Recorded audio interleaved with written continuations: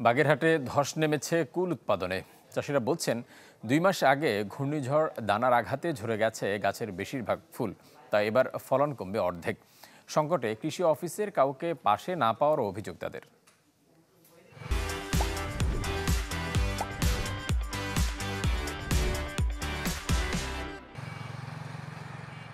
মাটি লবণাক্ত হলেও কয়েক বছর ধরেই বাগেরহাটে ভালো ফলন হচ্ছে কুলের।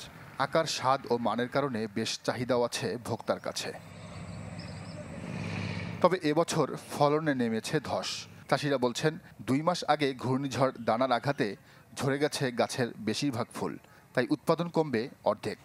সংকটে কৃষি অফিসের কাউকে না পাওয়ারও অভিযোগ তাদের। গত কাতি অগ্রহায়ণ মাসে একটা ঝড় হয়েছিল। এই ঝড়ে আমাদের বোরের ফুল কিছু অংশ ঝরে গেছে, যার জন্য আমাদের ফল খুব কম। কৃষি বিভাগের সাথে যদি আমাদের একটু পরামর্শ দিত তাহলে তো একটু খুব ভালো হতো। তারা কি আসে না? তারা তো আসে না, দেখা সাক্ষাৎ তো হয় না। এদিকে বাজারেও তুলনামূলক দাম অনেক কম। ন্যায্য মূল্য না পাওয়ায় হতাশ চাষিরা। এখন ফল কমে গেছে, ফল হচ্ছে না। এই বছর ফল কমে গেছে।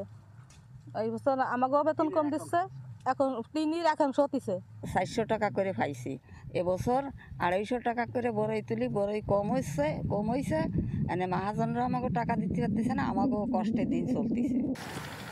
এমন পরিস্থিতিতে অনেকটা বেকার জীবন পার করছেন কুল উৎপাদন ও বাজারজাতের সাথে জড়িত কয়েক হাজার শ্রমিক।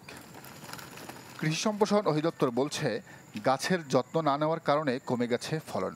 আমাদের চাষিরা কিন্তু কুল গাছ কেটে দিতে হয়, বিভিন্ন স্প্রে করতে হয়, পরিচর্যায় এইসব দিকে তাদের অনীহা আছে।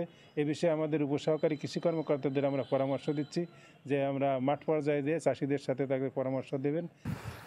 গেল বছর বাগেরহাটে 336 হেক্টর জমিতে কুল উৎপাদন হয়েছিল 2832 টন, কিন্তু এবার তা অনেকটাই কমে যাবে বলে মনে করেন সংশ্লিষ্টরা। Desk report, channel 24।